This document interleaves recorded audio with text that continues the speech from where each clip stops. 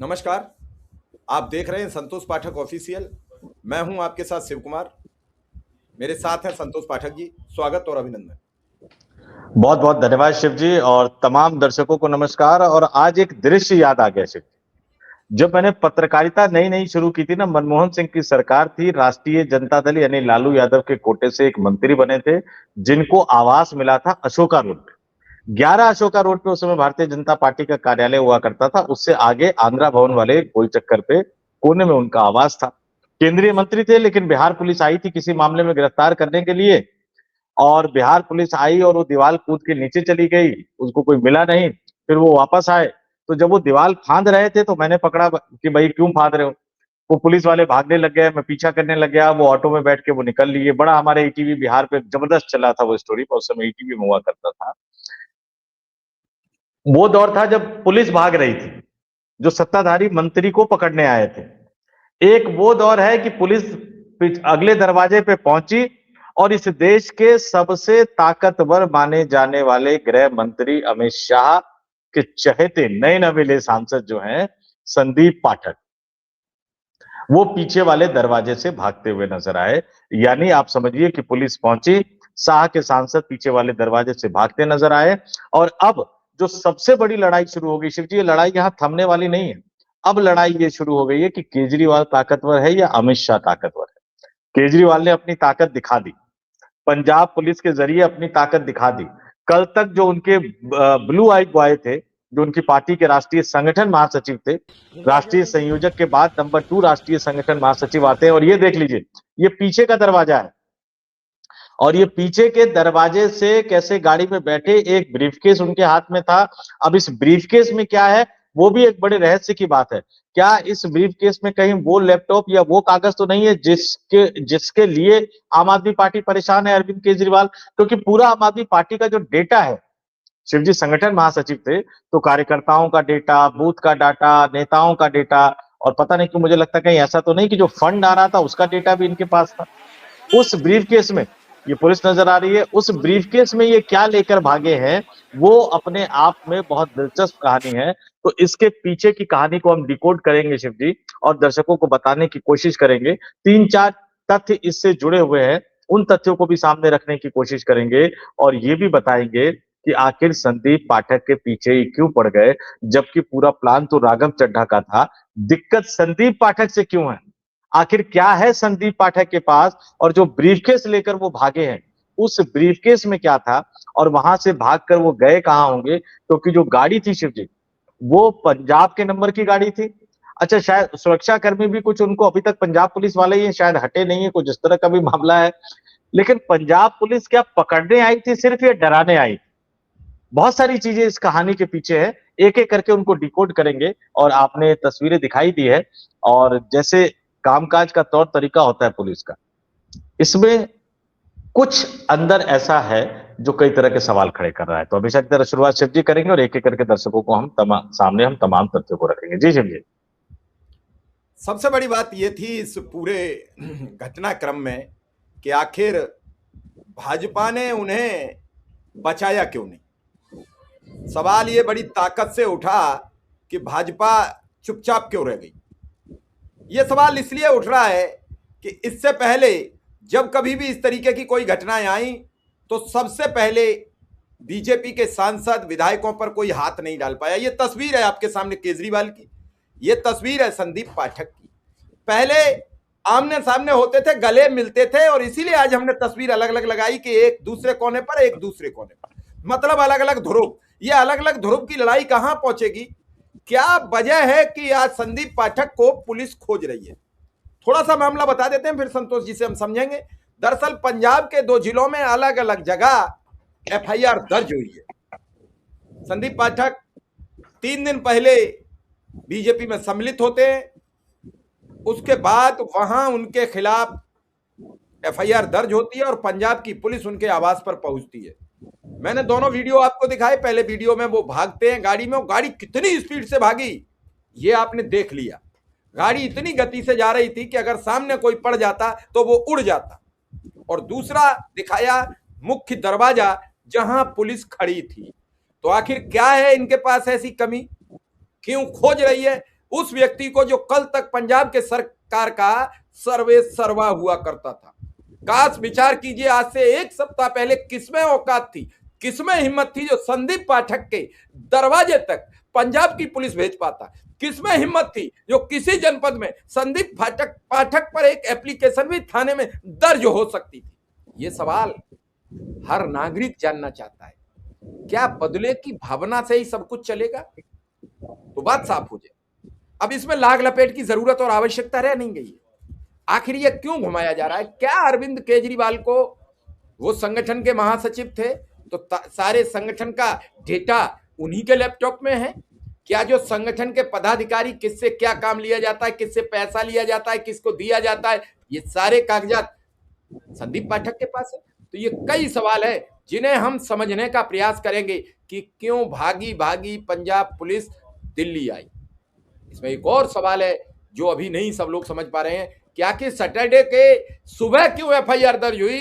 ताकि शनिवार को अदालत ना जा सके, रविवार को अदालत ना जा सके, इतने बीच में कहीं ना कहीं से पुलिस गिरफ्तार कर ले। ये ठीक पवन खेड़ा वाला प्रकरण दिखाई दे रहा है गिरफ्तारी का। हमें नहीं मालूम उनके पास क्यों एफआईआर दर्ज हुई है, एफआईआर की डिटेल अभी तक नहीं मिल पाई है। संतोष जी को मिल गई होगी तो वो जरूर बताएंगे। संतोष जी, क्या है पूरा मामला? देखिए शिव जी, बड़ी ही आप ये समझिए कि किस तरह से चले। पहले पंजाब के विधायकों की बैठक विधानसभा की बैठक बुलाई गई, विश्वास मत हासिल कर दिया गया। अब वो 6 महीने के लिए निश्चिंत है। अब उसके बाद खबर क्या चली, कांग्रेस पार्टी ने, जो विपक्ष के नेता, उन्होंने मांग की कि विधानसभा के दरवाजे, परिसर के, सदन के दरवाजे बंद करके वो शराब वाला जो टेस्ट होता है वो टेस्ट करवाया जाए। भगवंत मान पर कई तरह के आरोप लगे। और ये देखिए, इसका ट्रेलर उन्होंने पहले ही दिखा दिया था, क्योंकि जो 7 सांसद छोड़ के गए थे उनमें से एक कारोबारी सांसद, उद्योगपति राजेंद्र गुप्ता के यहाँ तो बड़ी गजब सी रेड पड़ी शिव जी। पंजाब प्रदूषण नियंत्रण बोर्ड ने उनकी फैक्ट्रियों पर, उनकी कंपनियों पर छापेमारी की थी और फिर वो हाईकोर्ट में पहुंचा तो 4 मई तक कार्रवाई के लिए रोक लगा दी गई। यानी जो कारोबारी आम आदमी पार्टी के राज्यसभा सांसद बने थे, कैसे बनाए गए थे, बहुत सारे लोग उसमें कई तरह के किंतु परंतु लगाते हैं। बीजेपी ज्वाइन किया तो पॉल्यूशन कंट्रोल बोर्ड ने उनके यहाँ छापा मार दिया। तो दर्शक ज्यादा समझदार है। फिर अब आ जाता है संदीप पाठक, जैसे ही वो विश्वास मत हासिल हो जाता है, मैं फिर कह रहा हूं कि उस ब्रीफकेस में क्या है। और दूसरी बात है, क्या डराने की कोशिश की जा रही है? मैं फिर कह रहा हूं, पंजाब की गाड़ी है, पंजाब पुलिस की सिक्योरिटी है, पता नहीं जो ड्राइवर है वो पंजाब पुलिस का ड्राइवर था या उनका अपना पर्सनल ड्राइवर है, अभी ये देखना पड़ेगा। और टेक्नोलॉजी के मामले में पंजाब पुलिस उसी तरह से हाईफाई है शिव जी, जैसे कि दिल्ली पुलिस है। अगर गिरफ्तार करना होता पंजाब पुलिस को तो पिछले 12-13 घंटे से ये खबर मीडिया में क्यों तैर रही? अगर पंजाब पुलिस इतनी समझदार तो है, और चूंकि उनके घर की सुरक्षा पंजाब पुलिस करती थी, तो अपना रिकॉर्ड तो उन्होंने रखा होगा कि पीछे का भी एक दरवाजा है। लुटियन जोन में ज्यादातर सांसदों के घरों में पीछे का भी एक दरवाजा होता है। आगे पुलिस खड़ी थी पंजाब की, पीछे पुलिस नहीं थी, क्या जानबूझकर भागने दिया गया? सिर्फ मैसेज देना था संदीप पाठक के सहारे बाकी लोगों को। क्योंकि फिर बता रहा हूं, राज्यसभा सचिवालय में जो शिकायत की गई है, अगर 7 में से 1-2 सांसद भी पलट गए तो फिर इनके पास 2/3 की संख्या नहीं होगी और फिर इनके बाद जो है शिव जी, इनकी सांसदी खतरे में पड़ जाएगी। तो ये मैसेज दिया गया। खैर, वो तो पंजाब और उन सब चीजों की बात है। लेकिन जैसे ही ये पुलिस पहुंची, 12-13 घंटे से थी, दिल्ली पुलिस को इन्फॉर्म किया गया, नहीं किया गया? दिल्ली पुलिस इस मामले में इन्वॉल्व थी या नहीं थी? क्या वो सिर्फ एफआईआर के बेस पे आए थे या अदालत का वारंट लेकर आए थे? बहुत सारी चीजें अभी उहापोह की स्थिति में है। लेकिन इसी तरह का एक वाकया बीजेपी के दिल्ली प्रदेश के एक नेता तेजिंदर पाल सिंह बग्गा के साथ हुआ था। पंजाब पुलिस आई, उठा के गिरफ्तार करके ले गई, दिल्ली पुलिस उनको रोक नहीं पाई, तो हरियाणा में उनको, हरियाणा सरकार बीजेपी की थी, हरियाणा सरकार को कहा गया और वो हरियाणा की पुलिस ने कुरुक्षेत्र में रोका। फिर अदालत में मामला गया, जमानत मिला, कैसा मिला? तो ये भी एक बड़ी अजीब सी स्थिति है कि दिल्ली पुलिस, जो कि उपराज्यपाल के जरिए सीधे केंद्रीय गृह मंत्री अमित शाह के अंदर आती है, क्या उनके पास ये खबर पहुंची थी या नहीं पहुंची थी? क्या पंजाब पुलिस ने उनसे कांटेक्ट किया था कि नहीं किया था? क्योंकि तेजिंदर पाल सिंह बग्गा वाले मामले में याद दिला था, जैसे ही दिल्ली की सीमा क्रॉस किया था पंजाब पुलिस ने बीजेपी नेता बग्गा को लेकर, तुरंत बग्गा के पिता की शिकायत पर दिल्ली पुलिस ने अपहरण का एफआईआर दर्ज कर दिया था पंजाब पुलिस के अधिकारियों के खिलाफ और लुकआउट नोटिस भी जारी कर दिया था। इस मामले में क्या पंजाब पुलिस के खिलाफ क्या दिल्ली पुलिस कोई कार्रवाई करेगी? Punjab police versus Delhi police होगा या नहीं होगा, ये हमें आने वाले समय में देखना पड़ेगा। आने वाले समय में इसका हमें इंतजार करना पड़ेगा। लेकिन 2-3 चीजें बिल्कुल स्पष्ट है। सीधी सी बात है कि ऐसा लग रहा है कि अमित शाह को अब जो अरविंद केजरीवाल है, वो उन्हीं के भाषा में जवाब देने की कोशिश कर रहे हैं। इस बात में कहीं कोई दो राय नहीं है कि ये इसलिए किया गया क्योंकि उन्होंने आम आदमी पार्टी छोड़ दिया। और कई पत्रकारों ने, टीवी चैनल के कई पत्रकारों ने जब आम आदमी पार्टी से पूछा तो उन्होंने कहा कि नहीं नहीं, बात तो आप सही कह रहे हैं। जब हमारे में थे तो राष्ट्रीय संगठन महासचिव थे, डर के कोई मामला दर्ज नहीं करवाता था। पुलिस भी डरी रहती थी कि पार्टी के नेता है, हालांकि हमारे संज्ञान में मामला आता तो हम तो कार्रवाई करते। हमने तो अपने मंत्रियों के सिटिंग विधायकों के खिलाफ कार्रवाई की। अब जब वो पार्टी छोड़ गए तो जो लोगों के अंदर डर था, वो डर बाहर हो गया है। हमारे संज्ञान में मामला आया, हम तो किसी को नहीं छोड़ते हैं, तो हमने ये कार्रवाई कर दी। यानी वो सीधी तौर पर बीजेपी को मुंह चिढ़ाते हुए नजर आ रहे हैं। एफआईआर 2 बताई जा रही है, एक पुरानी बताई जा रही है, एक नई एफआईआर दर्ज की है। एक कोई भ्रष्टाचार का मामला बताया जा रहा है, एक कोई महिला का शोषण का मामला बताया जा रहा है। हालांकि मैं फिर कह रहा हूं कि अभी तक पुख्ता तौर पर इनकी कोई जानकारी नहीं आई है। खुद संदीप पाठक ने अपनी प्रतिक्रिया जो दी है कि उन्हें एफआईआर की कोई जानकारी नहीं है, ना तो किसी पुलिस एजेंसी ने उनसे संपर्क किया है, ना ही उन्हें किसी कार्रवाई की सूचना मिली है। उन्होंने कहा कि मैंने अपना पूरा जीवन ईमानदारी और निष्ठा के साथ देश की सेवा के में लगाया है। देश किसी भी पार्टी से बड़ा है और मैं कभी इसके साथ विश्वासघात नहीं करूंगा। यह विरोधियों की घबराहट का संकेत है। तो वाकई ये सही कह रहे हैं। कुछ दिनों पहले तक संदीप पाठक कट्टर ईमानदार हुआ करते थे अरविंद केजरीवाल और भगवंत मान के लिए। और एक बात और बता दो, पंजाब के प्रभारी होने के नाते भगवंत मान हो, पंजाब की पुलिस हो, पंजाब की सरकार हो, वो पूरी की पूरी नतमस्तक एक तरह से रहती थी संदीप पाठक के सामने। और सिर्फ पार्टी उन्होंने छोड़ दी तो अब वो कट्टर बेईमान हो गए हैं आम आदमी पार्टी के लिए। और आम आदमी पार्टी का ये मैसेज, पंजाब पुलिस की ये कार्रवाई, भगवंत मान की पुलिस की ये कार्रवाई, अरविंद केजरीवाल के पुलिस की ये कार्रवाई सीधे सीधे देश के गृह मंत्री अमित शाह को चुनौती है कि देखो, ये संदीप पाठक का मामला नहीं है, संदीप पाठक वर्सेस पंजाब पुलिस का मामला नहीं है, ये भगवंत मान वर्सेस संदीप पाठक भी मत समझिए। ये तो दो ऊपर बैठे जो रणनीतिकार है चाणक्य, अमित शाह और अरविंद केजरीवाल, ये उन दोनों की आपसी टक्कर का, आपसी लड़ाई का नतीजा है। और निश्चित तौर पर ये लड़ाई आने वाले दिनों में और ज्यादा बढ़ती हुई नजर आएगी।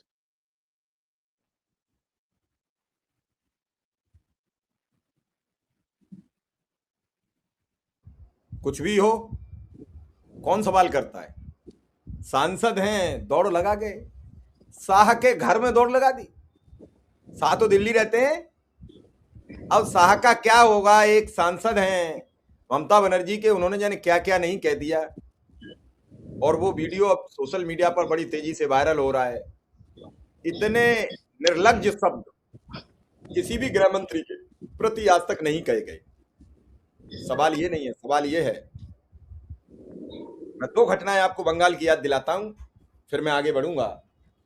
कि पहली घटना थी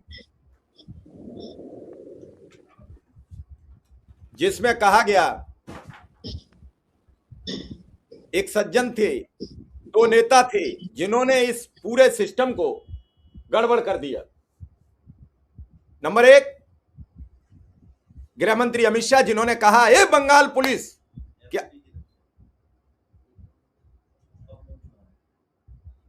क्या बंगाल की पुलिस गृह मंत्री के अधीन नहीं थी? ये बंगाल पुलिस कह देना कितना शर्मनाक वाकया था। और दूसरा ममता बनर्जी का, जब वो घर आई और घर पर बैठे हुए उन्हें यह कहना पड़ा ये सीआरपी तुम कौन हो? ये मुख्यमंत्री के शब्द नहीं थे। इन दोनों शब्दों से देश शर्मसार हुआ और इन दोनों शब्दों से गृह मंत्रालय शर्मसार हुआ, मुख्यमंत्री शर्मसार हुए। मैं इन दोनों शब्दों की, दोनों नेताओं के बयानों की तीखी निंदा और भर्त्सना करता हूं। गृह मंत्री हैं अमित शाह, तब तक गृह मंत्री की पद के दायित्व संभाले हुए हो। गृह मंत्री किसी भी पुलिस को ए ओ ए बो ये कह के नहीं पुकार सकता है, क्योंकि पूरे देश की पुलिस गृह मंत्रालय के अधीन होती है।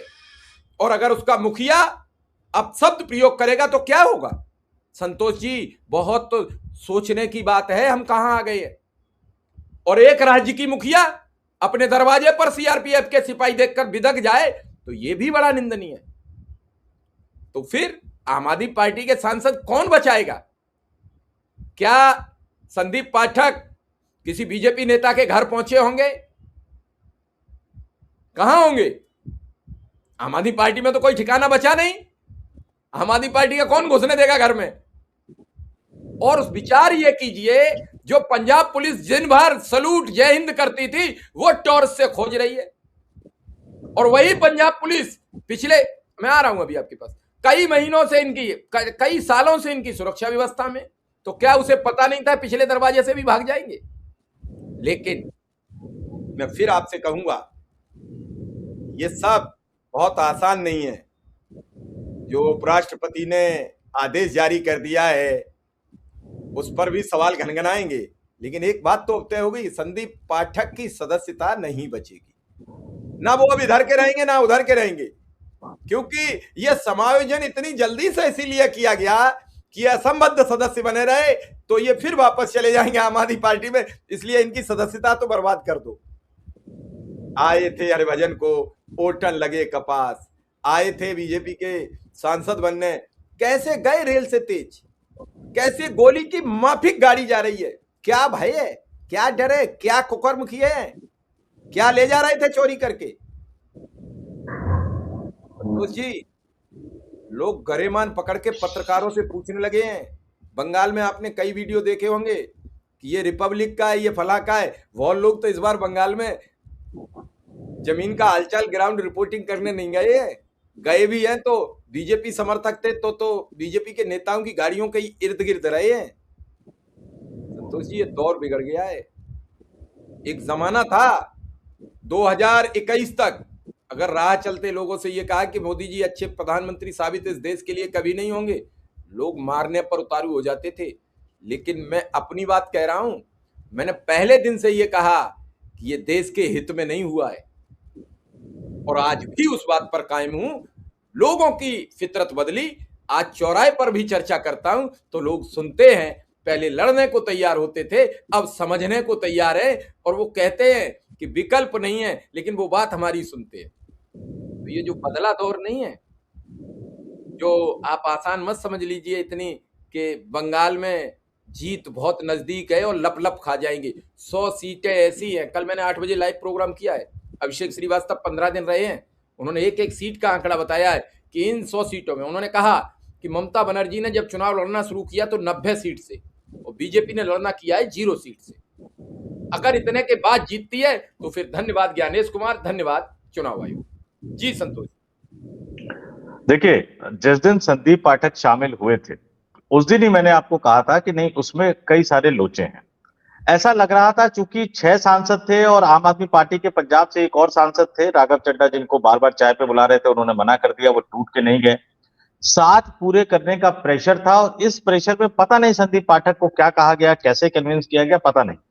संदीप पाठक का जो सोशल मीडिया अकाउंट है शिव जी, उस पे लास्ट उन्होंने 21 अप्रैल को वो भी रीपोस्ट कर रखा है, और उसके बाद से वो शांत बैठे हुए हैं। उनके अपने प्रोफाइल पे उन्होंने कहीं नहीं लिखा है कि वो बीजेपी के सांसद हो गए। और आपने एक जो लाइन लिखी ना कि वो भाग के जाएंगे कहाँ, बीजेपी नेता के घर पे जाएंगे, क्योंकि आम आदमी पार्टी के नेता पे तो जाएंगे नहीं। इस सवाल को, उस वाली लाइन को, दूसरे वाली लाइन को हटा दीजिए कि आम आदमी पार्टी उनका स्वागत करेगी या नहीं करेगी। आम आदमी पार्टी उनका आज की तारीख में भी स्वागत करेगी, क्योंकि एक टूटने के साथ ही 7 वाला नंबर हो जाएगा 6, और फिर उन 6 की सांसदी खतरे में पड़ जाएगी। और आज की तारीख में मान लीजिए किसी भी सूरत में अगर संदीप पाठक की सांसदी भी चली जाती है और वो आम आदमी पार्टी में चले जाते हैं, तो 6 महीने के अंदर उस राज्यसभा सीट के लिए उपचुनाव होगा, और उसमें आम आदमी पार्टी फिर उनको चुनकर भेज सकती है। इस खेल को समझिए, क्योंकि जो टेंशन अमित शाह के साथ थी कि मीटिंग हो गई थी, सब कुछ तय हो गया था, लेकिन राघव चड्ढा 6 को 7 नहीं पहुंचा पा रहे थे, फिर किसी तरह से कैसे हरभजन सिंह को कन्विंस किया गया, फिर संदीप पाठक को लाया गया। अब वही जो टफ चैलेंज है वो अरविंद केजरीवाल के लिए है कि इनके 7 के आंकड़े को 6 तक पहुंचाया जाए, क्योंकि संजय सिंह ने राज्यसभा सचिवालय से पूछ लिया है कि भैया कब आपको चिट्ठी मिली, कब आपको अलग होने की चिट्ठी मिली, कितनों के सिग्नेचर है उस पे, वो तमाम चीजें आप बताइए। और इसलिए मैं कह रहा हूं कि हमें 2-3 चीजों पे फोकस करना चाहिए। पंजाब पुलिस गिरफ्तार करना चाहती थी या डराना चाहती थी? क्योंकि खबरें अगर गिरफ्तार करना होती तो रात में गिरफ्तार कर लेते। खबरें 12 घंटे से चल रही है कि एफआईआर, लेकिन पहुंचती वो दिन में है। वाकई गिरफ्तार करने की मंशा होती तो पंजाब पुलिस ने सुरक्षा की है शिवजी इतने महीनों तक, उनको पता होगा कि पीछे वाला भी एक गेट है। तीसरा, अगर कोई आदमी भागता है तो कपड़े उपड़े लत्ते लेके भागेगा तो फिर मोटा बैग लेकर भागेगा। एक ब्रीफकेस में ऐसा क्या छुपा था जिसको लेकर उनको भागना पड़ रहा है? फिर उनको भागने का पूरा मौका दिया गया। ये तमाम चीजें आपको बताती है कि कहीं ना कहीं पर्दे के पीछे से कुछ ना कुछ खेल चल रहा है। उनको साथ बचा के रखना है और ये चाहते हैं कि साथ में से एक दो टूट जाए ताकि उन सबकी सांसदी खतरे में पड़ जाए। लेकिन आपने पत्रकारिता की बात की। अब इस पत्रकारिता में दो वर्ग है। अमित शाह ऐसा करते थे तो बहुत सारे लोग पत्रकारों यूट्यूब में भी ऐसे थे कि पत्रकारों का एक वर्ग जो अमित शाह नरेंद्र मोदी की आलोचना करते नहीं थकते थे। दूसरे वाले चुप रहते थे। आज आम आदमी पार्टी की सरकार ने किया है तो वो एक वर्ग ऐसा है जो आम आदमी पार्टी की आलोचना कर रहा है, लेकिन वो बीजेपी की आलोचना नहीं करता था। अब उसमें कुछ शिव कुमार मिश्रा और संतोष पाठक होते हैं जो ना काहू से दोस्ती ना काहू से बैर। हम तो सीधा पूछते हैं कि अगर ये इतने ही करप्ट थे, इतने ही भ्रष्टाचारी थे, तो भैया 10 दिन 15 दिन पहले या इतने सालों तक उनको सलामी क्यों ठुकवा रहे थे, उस समय क्यों नहीं? और अब नहीं, आरोप सच है गलत है इसका फैसला तो अदालत करेगी, लेकिन अब इतनी तेजी से कार्रवाई सिर्फ इसलिए कि वो आपका साथ छोड़कर चले गए। ये एक बड़ा सवाल है। और वो सिर्फ साथ छोड़ के नहीं गए। संदीप पाठक सिर्फ एक सांसद नहीं है, केजरीवाल के परिवार में भी उनकी अच्छी खासी पहुंच थी, पारिवारिक सदस्य की तरह थे। इसीलिए उनको संगठन का दायित्व एक तरह से सौंपा गया, संगठन की सारी चीजें उनको सौंप दी गई। अचानक क्या हुआ पिछले 5-6 महीनों में कि संगठन से चीजें उनसे ली जाने लगी। अचानक क्या हुआ कि उनके बिल अटकने लगे। अचानक क्या हुआ कि अरविंद केजरीवाल ने उनसे मुलाकात करना बंद कर दिया। ये राजनीति का मामला है या व्यक्तिगत खुंदक का मामला है, ये तमाम चीजें हमें देखनी पड़ेगी। लेकिन मैं फिर कह रहा हूं कि ताकत अरविंद केजरीवाल ने भगवंत मान के जरिए दिखा दी पंजाब पुलिस की। अब पलटवार करने की बारी अमित शाह की है और पलटवार वो करेंगे, छोड़ते नहीं है। मैं दर्शकों से कहता हूं, याद रख लीजिएगा, गृह मंत्री हुआ करते थे पी चिदम्बरम, अमित शाह गिरफ्तार किए गए थे, कितने दिन वो जेल में रहे थे। और फिर याद कर लीजिएगा कि अमित शाह गृह मंत्री बने, पी चिदम्बरम गिरफ्तार किए गए, कितने दिन पी चिदम्बरम को जेल में रखा गया। अमित शाह से कुछ दिन ज्यादा ही रखा गया है। तो राजनीति इतनी सिंपल पगडंडी पर नहीं चलती है। बिल्कुल और बिल्कुल। अब एक अलग तरह की राजनीति अब तेज हो गई है। शुरू तो बहुत पहले कर दी थी बीजेपी ने, लेकिन अब ये तेज हो गई है। अब इसमें फंस गए बेचारे संदीप पाठक। हो सकता है आने वाले दिनों में राघव चड्ढा भी फंसते हुए नजर आए। हो सकता है कि स्वाति मालीवाल भी फंसती हुई नजर आए, क्योंकि दिल्ली महिला आयोग की जब चेयरपर्सन थी तो उसमें कई तरह के मामले थे। और बड़ी विडंबना आपको बता दूं कि स्वाति मालीवाल के खिलाफ तो मामले बीजेपी की पहल पे आगे बढ़े थे। तो ये तमाम लोग अब फंसते हुए नजर आएंगे। अब इधर रहेंगे तो उधर वाले फंसाएंगे, उधर वापस चले जाएंगे तो इधर वाले फंसाएंगे। और एक बात तो बिल्कुल सही आप मान के चलिए कि वफादारी तोड़ने की कीमत तो चुकानी पड़ती है। अब मैं ये नहीं कहूंगा कि इन्होंने गलत किया या सही किया, लेकिन ठीक है, जिस पार्टी ने आपको राज्यसभा भेजा, अगर आपको जाना ही था छोड़ देते, बीजेपी को कहते कि हमें कहीं से राज्यसभा भिजवाओ। चलिए, बस दर्शकों से ये पूछूंगा, क्या संदीप पाठक की गिरफ्तारी जायज है या गलत? धोखा देना क्या ठीक है या गलत? हमें जरूर अपनी राय दें, हमें इस राय की आपकी प्रतीक्षा रहेगी। फिलहाल इस खबर को यहीं विराम देंगे। संतोष जी ने समय दिया, इसलिए संतोष जी का बहुत बहुत आभार, बहुत बहुत धन्यवाद। बहुत बहुत धन्यवाद।